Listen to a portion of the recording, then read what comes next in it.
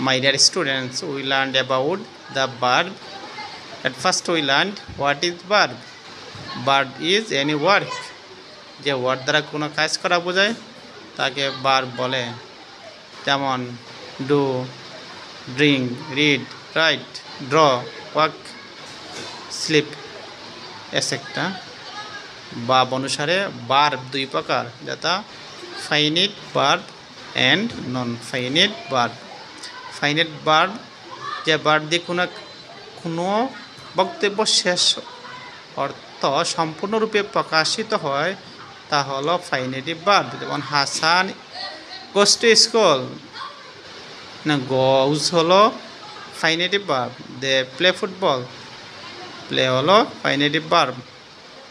নন finite verb যে verb দিয়ে কোনো বক্তব্য শেষ হয় না এবং সাবজেক্ট ও পার্সন অনুসারে যার পরিবর্তন হয় না তাকে নন ফাইনেটিভ ভার্ব বলে।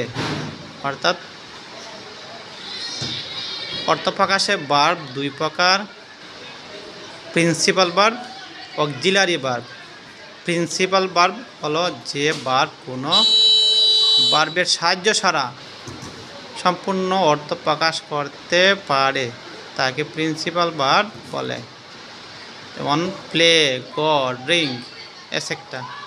অক্সিলারি ভার্ব যে ভার্ব প্রিন্সিপাল ভার্বকে সম্পূর্ণ অর্থ প্রকাশ করতে সাহায্য করে তাকে অক্সিলারি ভার্ব বলে। অক্সিলারি ভার্ব হলো am, is, are, was, were. Thank you. Like this video.